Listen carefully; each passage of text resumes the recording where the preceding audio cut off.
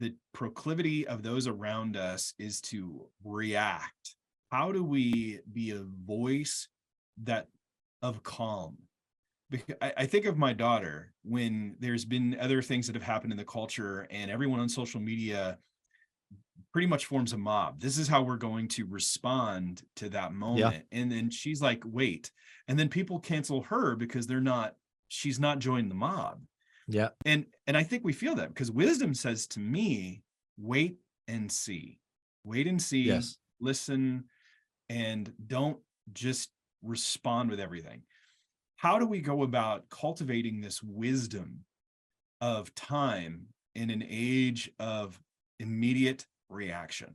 I'm not sure that there's any other way than to relentlessly refuse to be drawn into the chaos and the cacophony of it all, and to be okay with the criticism that comes your way that you did not respond in a timely fashion. If ever there is a choice to be quick or to be wise, I think all of us would choose to be wise. But there is such a pressure to be quick that often the pressure sort of pushes us beyond the limits of wisdom. But you think about the wisest people you know in your personal life, they're typically the men and women who are non-reactionary. They don't react to a particular thing. They seem comfortable enough in their own skin to be able to take deep breaths and to speak when they're ready. Now, there are certainly moments, I think, when something happens, or maybe like in real life, in front of you, some grave injustice takes place, and the most responsible Christ-like thing to do is to react and step in and even put yourself on the line in order to counteract the injustice and to fight for justice. For sure, those are realities. But I think more often than not online, that's not what's happening. I think more often than not online, what's happening is this sort of mob mentality that I have got to identify myself with a particular faction or a particular camp when it comes to a particular issue. And if I do not, I'm going to be left out there on my own in the margins, just ostracized. And I think wisdom says we've got to be okay with that. There isn't, and some of it to me, this is some of the stuff I'm working on for future things, but some of it to me, I think is connected to a deep, utter sort of lack of belonging that we experience in culture today.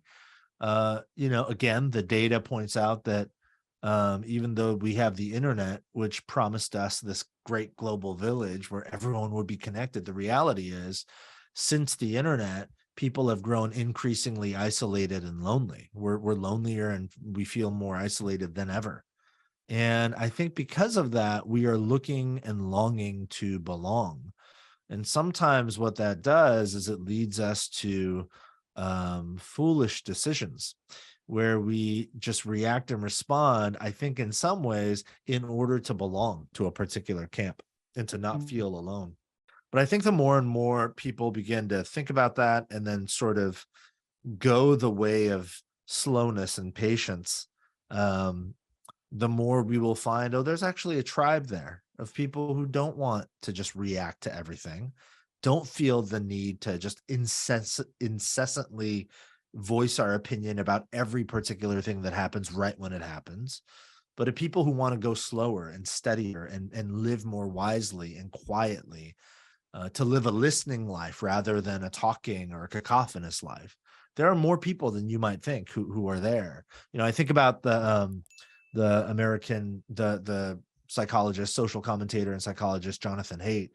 He wrote this article in The Atlantic like a year or two ago, maybe a year and a half ago or something, that went viral. I forget the exact title, but it was something like why the last 10 years of America have been so profoundly stupid or something like that. Yeah. And he's talking a lot about social media, and he cites a website. I forget the name of it, but it's this big sort of longitudinal research study they did where they found that when it comes to politics, specifically, most Americans are what they would categorize as the exhausted majority. And I forget the exact percentage, but it's something like 70% of Americans say that they actually prefer nuance, that they actually are supportive of the opposite political party from which they belong on a certain number of issues, that they would love to be able to have a platform to work toward compromise. 70% of Americans. But when you go on Twitter or Facebook, it doesn't feel that way. It feels like That's the 98% of 30%. Americans. Yeah, That's the exactly. It is 30%. Yeah. right. But going back to what we said earlier, the algorithms amplify the most outraged voices, which is why when you go on social media, it feels like the entire country is either red or blue, left or right, just Right. cleanly and at the extremes. But that's not true. Most people in our country actually say, no, like, I'm exhausted by this. I would love more nuance. I would love more compromise. I just want what's best for everybody. That's the majority of people.